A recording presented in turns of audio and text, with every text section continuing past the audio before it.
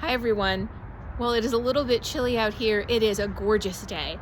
And so I took to the outside to do this recording today so that I could be in our courtyard and enjoy the space and share it with everyone. So today we are walking into Lent 3, River Through the Desert. The chapter title for this one is The Mountain. It is a reading you will recognize because we know it well, and we just had it as our gospel a few weeks ago before the beginning of Lent. So here goes. The reading is from Matthew chapter 17, verses 1 through 13. 6 days later, Jesus took with him Peter and James and his brother John and led them up a high mountain by themselves. And he was transfigured before them, and his face shone like the sun, and his clothes became dazzlingly white. Suddenly there appeared to them Moses and Elijah talking with him. Then Peter said to Jesus, "Lord, it is good for us to be here. If you wish, I will make 3 dwellings, one for you, one for Moses, and one for Elijah." While he was still speaking, suddenly a bright cloud overshadowed them, and from the cloud a voice said, "This is my Son, the Beloved.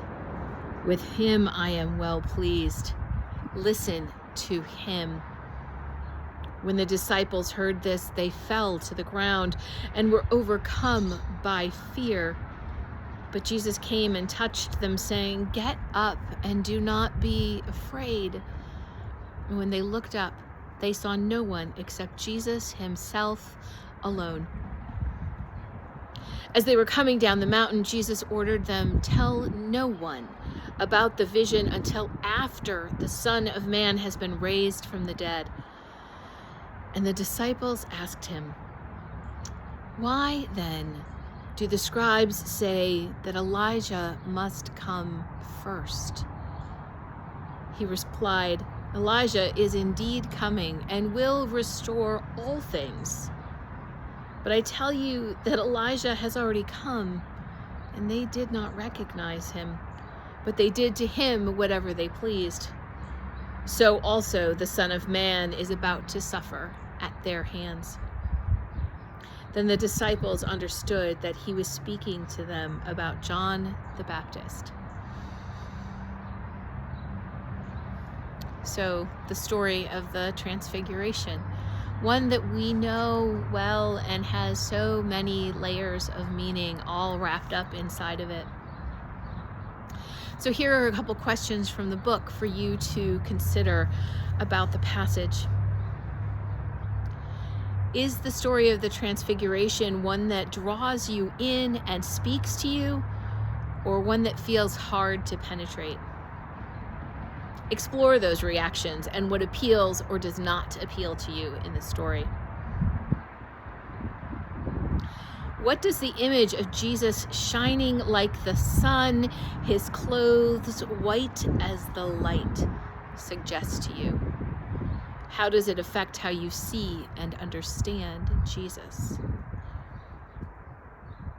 And then, have you had a mountaintop experience? Share this or write it down to explore that experience in whatever way works for you. And one last question. How can you begin or continue to cherish nature as a place to experience God? So those are just a few questions to go along with the passage about the Transfiguration, about the mountain.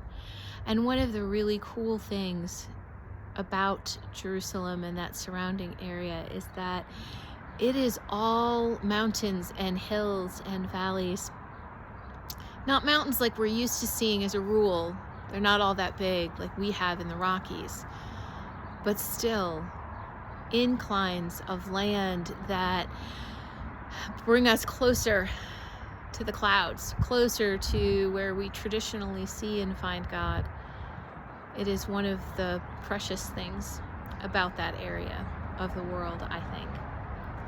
I would love to hear from you if you want to share any thoughts or comments that you have about that passage, about your answers to the questions that I asked. Please let me know if you want to share any of that. And if you wish, you can always come as well to the Adult Forum at 9:15 on Sunday in Hart Hall here in our beautiful church building. I would love to see you there, or to talk to you about your experiences and your thoughts. Have a blessed weekend.